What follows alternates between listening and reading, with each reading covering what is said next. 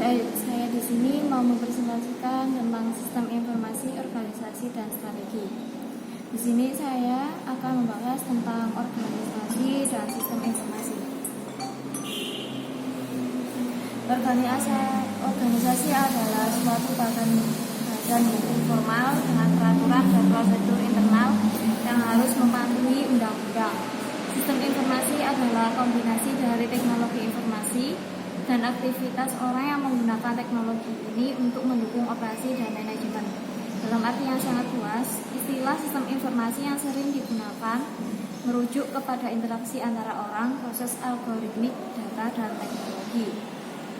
Dampak sistem informasi bagi organisasi dan perusahaan ada tiga. Yang pertama ada dampak sistem informasi bagi organisasi dan perusahaan. Yang kedua ada dampak organisasi dan perilaku. Yang ketiga ada internet dan organisasi. Sistem informasi dan keunggulan kompetitif. Untuk mencapai keunggulan yang kompetitif, perusahaan perlu untuk menggunakan tiga strategi yang umum, yaitu kepemimpinan harga rendah, mendiferensiasikan produk dan jasa, serta berfokus pada pasar. Keunggulan kompetitif yang diberikan sistem strategis tidak cukup lama untuk memastikan profitabilitas jangka panjang. Karena pesaing dapat membalas dan menyalin sistem strategis, keunggulan kompetitif tidak selalu berkelanjutan. Pasar, harapan, pelanggan, dan perubahan teknologi globalisasi telah membuat perubahan ini semakin cepat dan tidak dapat diprediksi. Aplikasi sistem utama dalam era digital ada 4, yaitu pertama Enterprise System, yang kedua SCM System, yang ketiga konsep just in time, dan terakhir ada JRMS.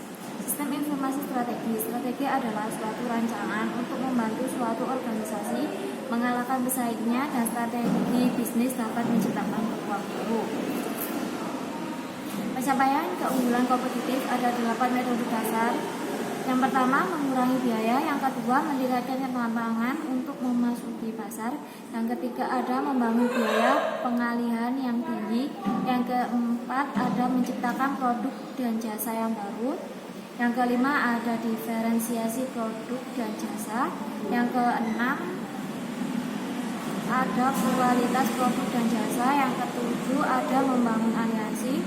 Yang terakhir, ada mengikat supplier dan pembeli. Menciptakan dan mengelola strategi sistem informasi. Strategi sistem informasi mengkombinasi beberapa ide untuk membuat keputusan bisnis dan juga berperan penting dalam proses penerapan keputusan itu. Agar sistem informasi menjadi yang strategis, 2 hal yang harus ada. Yang pertama, sistem informasi harus menjadi tujuan organisasi pada sekitar yang menyediakan informasi. Dan yang kedua, setiap unit informasi harus bekerja sama dengan manajemen unit lainnya. Menciptakan sebuah strategi sistem informasi. Untuk membuat strategi sistem informasi, manajemen puncak harus dilibatkan dalam beberapa pertimbangan dalam pengembangan dan penerapan strategi. Dengan kata lain, strategi sistem informasi harus menjadi bagian dari keseluruhan perencanaan produk.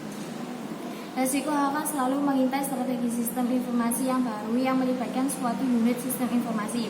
Bagaimanapun, proyek harus saling bekerjasama yang melibatkan seluruh sistem ini. Terima kasih, sekian presentasi dari saya. Apabila ada kekurangan dan ada salahnya, saya mohon maaf. Wassalamualaikum warahmatullahi wabarakatuh.